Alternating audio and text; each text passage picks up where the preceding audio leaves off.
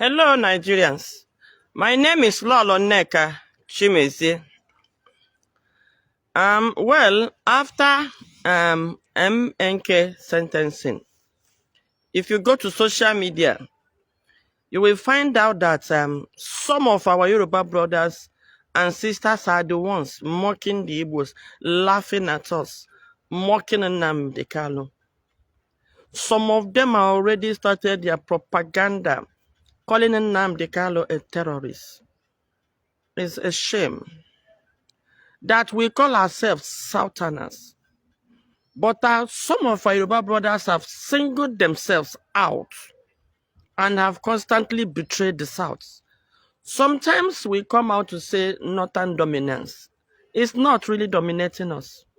Or are some of us betraying us, giving North an edge? Let us go down memory lane and then look at how much the Igbos have supported our Yoruba brothers and how much our Yoruba brothers have supported us. We will not deny the fact that there were a lot of patriotic Yoruba people who have stood for the truth, but it's not enough. Because, as the saying goes, the majority carries the vote. When the majority of our Yoruba brothers are in the business of betraying, in the business of deceiving, living a double life, you will not blame people when they say Yorubas are not straightforward. So majority of the Yorubas has always enjoyed and supported the tribal, even the killing of the Igbos. And then I now made a survey and realized that the jihad that has been upon us, of course, the Southwest has been conquered by Islam because 75% of Yorubas are Muslims. This fact, they hid it for a very long time for we not to know. But the Muslim dominates them. And these Muslims share the same vision with some of our Hausa brothers who are pushing for the Islamization of Nigeria. And why the North are not really attacking the West like that is because they perceive that they have conquered the West already. I mean, I'm sure if the North will get up to 50% Muslims in the East, we won't have this opera. So their problem with the East is that they don't hate Igbos. Hausas will even prefer to deal with Igbos than the Yorubas. But they are our sin. Please make this go viral. I want our Yoruba brothers to hear this. Our sin is that we are Christian and by extension, we are infidels. Of course, any opportunity, they should kill an infidel who doesn't believe in Islam. Now, let's go down memory lane and the lies. And our Yoruba brothers have used lies and then propaganda to cover most of the atrocities some of them perpetrate. For instance, Awolowo rebelled against a sitting government and he was sentenced for treason. Thank God, I'm just knowing now that the man that sentenced him is a Yoruba man. Now, why did he sentence? What was the treasonable offense? Because once there is power, they would quickly shift to power. They are the ones that will betray Nigerians. What was Awolowo's offense that a Yoruba man sentenced him to treason? Now, when they celebrate that, after all, it's a Yoruba man that sentenced him, yes. But the sentencing, was it right? Or is it a repetition of what we are seeing today, that when people rise to demand for their fundamental rights, they are labeled treason, and then they will be jailed? I think maybe that is what happened. The fact that a Yoruba man jailed Awolowo, the question we should be asking, is it right? Just like a Yoruba man has also jailed Nnamdi Kanu today. The question is it proper? A Yoruba woman is in charge of the judiciary. Look at the mess the judiciary is at today. Tomorrow, after that, they will tell us that she inherited it. Now, when Awolowo went to prison, Yorubas go out because I'm sure the Igbos have no business getting involved in any coup. They were all over the place. Zik was the president, even though ceremonial president, but he's the president. Aguiyi was the chief of staff, and Igbos were everywhere. So Igbos have no interest in that coup. So when we now heard that coup, because Igbos felt that there was an injustice melted out at Awolowo, so that was why they engaged. Igbos will always push for what is just. And Yorubas, in their usual way, knowing fully well that the thing might even, backfire, they pushed an Igbo man to be to be the leader of that coup. After the coup, it failed, and they were arrested. How did the coup all of a sudden turn to Igbo coup? Naturally, because the Yorubas were not killed. How? Are they not Southerners? Because every other Southerner, from Edo State to Bayelsa to Delta to all the Southeasterners and Midwest were all killed. How did the Hausas know that this is Yoruba? How come Yorubas were not killed? Even I heard that some Igbos were also killed in Lagos. So the same betrayal. The moment they see that there is trouble, they align. So the cowardice of the Yorubas is affecting the Igbos. And the betrayers and the betrayers of the Yorubas is affecting us too. So the Yorubas turned around to go and align, just like they're aligning now with the Hausas to term it an Igbo coup, and 30,000 Igbos died. I have never seen a Yoruba man that came out today, well, if you have, to condemn that killing of innocent people. Pregnant women's stomachs were opened, their babies removed, killed in front of their mother, and the women were killed. Some of the Southeasterners and Middle Belters' ears were cut off, given to them to chew alive. And after chewing it, you can imagine you chewing your ear. After chewing it, they were unalived. And then some eyes, oh God, their eyes were gagged. It is good we start bringing this thing out. And the Igbos go and start looking for the histories and start bringing it out. Their eyes were gagged out and given to them to chew alive. And after chewing it, they were killed. Because of some of our Yoruba brothers that are here talking nonsense. We have endured because of your betrayals. And you will rejoice at this. So after killing 30,000 people, Nigerians felt it's not enough for anybody to demand that this country be divided. And that genocide is a continuation of jihad. Why did our Yoruba brothers support it? Because there were Muslims among them who knew what was happening. Because they have been conquered, they also want them to conquer the Igbos. So they are supporting them to conquer the Igbos so that it won't look as if they were weak. Yeah, you were weak. That's why you were conquered. And you don't need to. Our forefathers defended us. They fought you and take over your quarter. Betrayers, Afonja betrayed the Yorubas. It's not Igbos. Now, after that, Ojukwu was the one that released Awolowo from Enugu prison. Awolowo came out of Enugu prison and they agreed, oh, let us do regional government. I think we are better Nigeria, but let's do regional government because of our differences in belief, religion, tradition. Awolowo agreed. What did he do? He came back and felt that if we join ourselves, who of course Britain is pushing to go to war against the Igbos, they know they did not even conquer. And with Igbos at the helm of affairs, all this undue advantage they are taking against our wealth, they wouldn't. So Britain was actually pushing for that war. And Awolowo will now look at, which one will benefit us more? We can go to the war and use our propaganda to confuse Nigeria. And I think that is what they've done over the years. Using their propaganda to cover those atrocities. Awolowo actually betrayed the South, not just the Igbos. The South, because the war was, the South is the deputy of Ojukwu is a Calabar man. The Minister of Information, Okokondem, is a Calabar man. They got involved.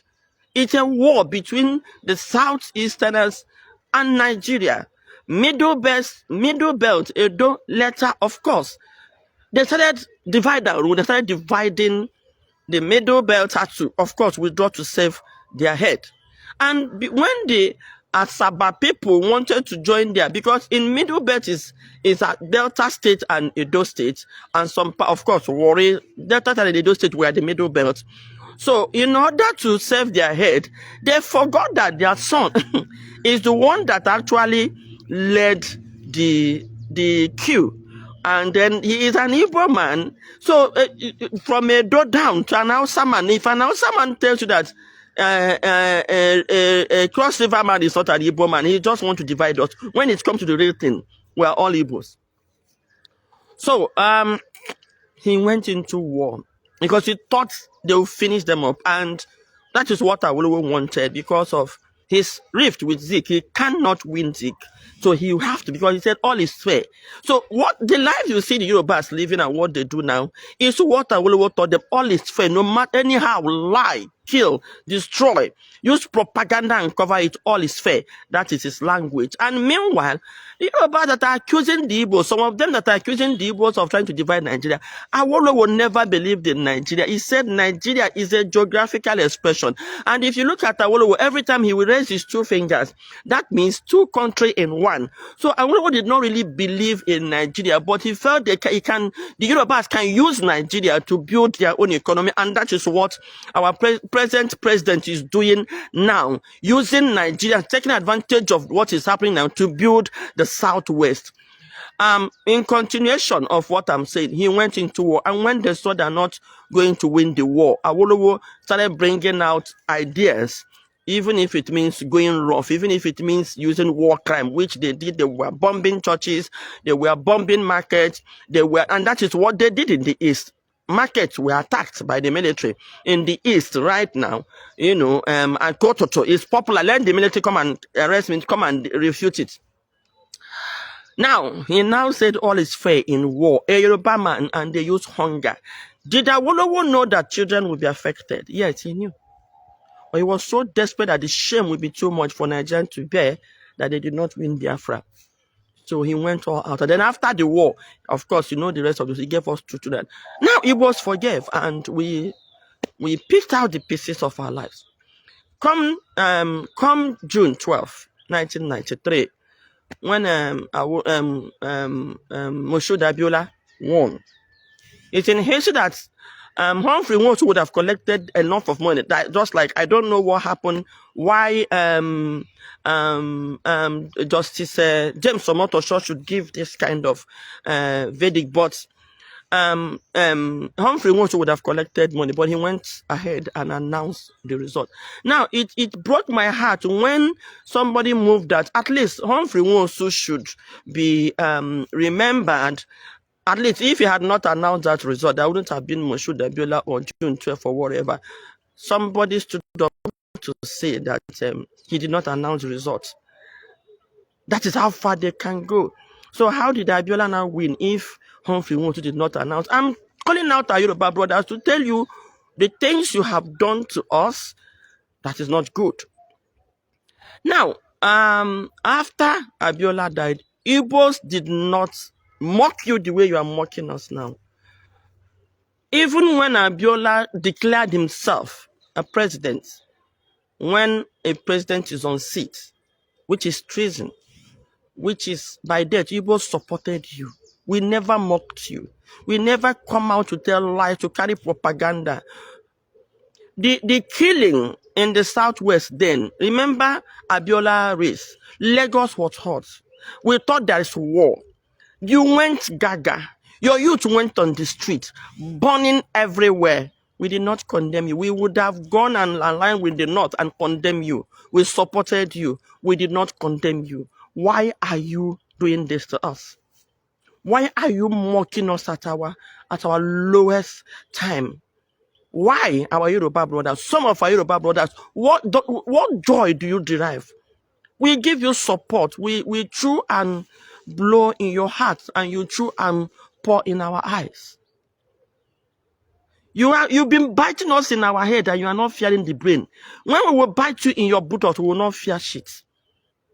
Enough of it. Go to Twitter, go to everywhere, and the argument, they will lie, bring out argument, propaganda. My question is, why?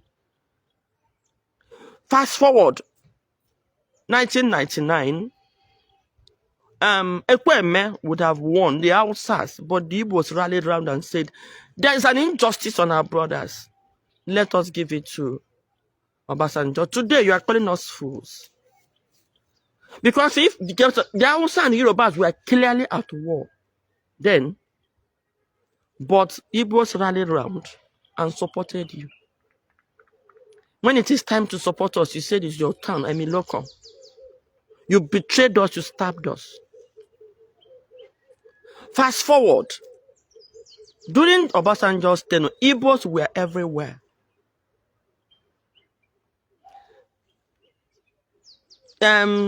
Everything was okay. There is no nepotism. Rule of law. In fact, it was in that time that you see election being turned in court. What have we done? That a young man that came out to speak for his people, like Gani Adam did, we supported you guys. You are now, your brothers, the lawyers were Yoruba, Judge Yoruba, Attorney General Yoruba, Justice Yoruba, Chief Justice Yoruba, DSS Yoruba, Police. And did you see how the lawyers stood and demanded for death penalty for an innocent man? Because they made him guilty on social media. They used their media to blackmail him, to set him up. We are sick and tired of your inferiority complex over Igbo people. Please, this message must get to our Yoruba brothers. In our pain, you rejoice. But in your pain, we cry with you. Why do you derive joy in this? I've seen all your caricatures on social media. You plan to go into business. We were the ones that taught you business. We were the ones that taught you how to build, how to save money. Otherwise, before you use you are called all one day, you use all your money, you waste your money on clothing and parties. We taught you how to go into business. Now you want to come into business, you want to destroy ours before you start. You plan with the houses. We had the conversation of Shetima, our vice president, and Ibikunla Musu, where they planned what you are doing in Lagos now. And you think it will work. Now, in all of this, it may seem that you are succeeding, but there is God who have continued to disappoint your forefathers who started this. So long as God lives in heaven, if, as I look up today, God lives in heaven and he sees us, the shame you will carry this time will be worse than Awolowo carried. And you know my joy. In the whole of the plan of Awolowo, he died with shame. He carried shame.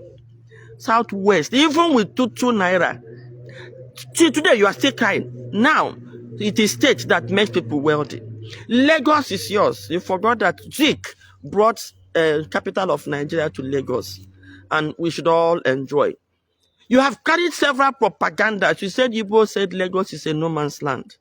While you knew who made that, in the inaugural speech of Jakonde, he said Lagos is the land for all, a no man's land. You know, when it's time to work, your boss will allow you. Oh, let's come together. Once you finish working and it is time to reap, they will now start using propaganda. Very greedy set of people. Some of them very greedy.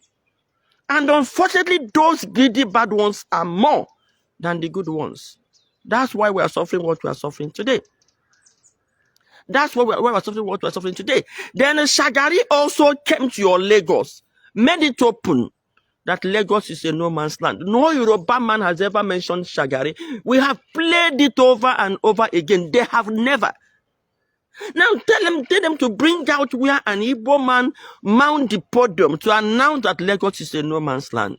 They won't. But with their propaganda, because they know that by the time they sell it to people and people hear it, people will buy into it.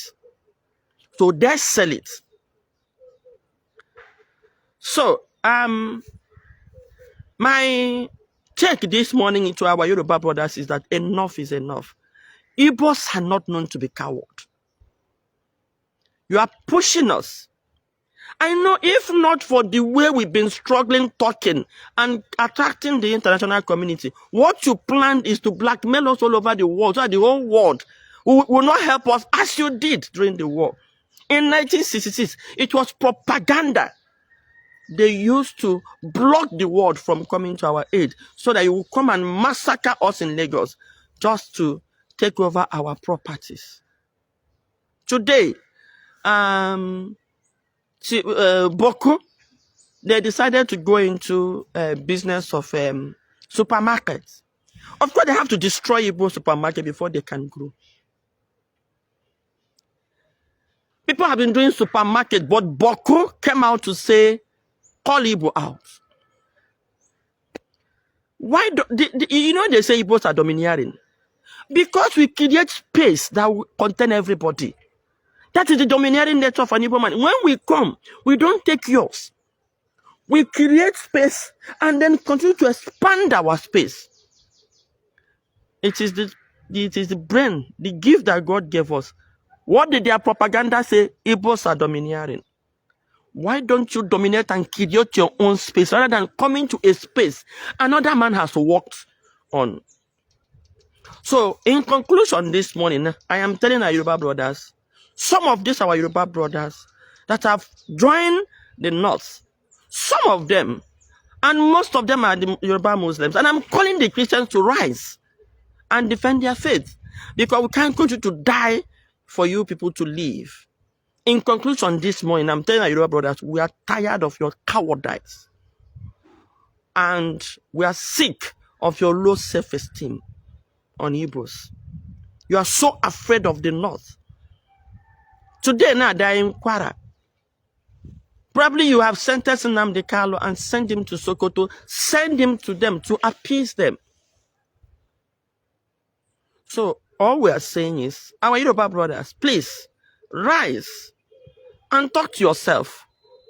May no harm come to Nnamdi Kanu. We have pleaded with our youth to remain calm, and I'm also pleading with them to remain calm. Remain calm. No need of rising. Remain calm.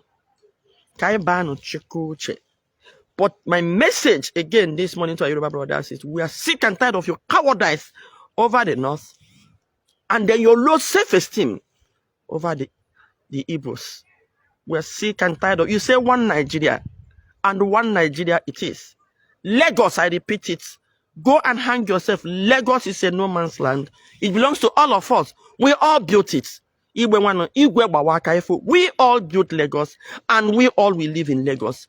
If you don't want it, let them divide Nigeria. We are ready for anyone. You want Nigeria, we are ready.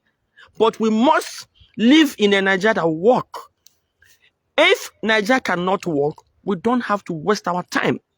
Okay? So, choose one. One Nigeria, Lagos belongs to all of us. You don't want it, let them divide. And when they divide, you can't even take our properties, because your people also own properties in other countries. All right? So that's your dream. Forget it. And my advice to you both, wherever you are, start coming together and start holding yourself together to defend yourself in case of any eventuality. Thank you.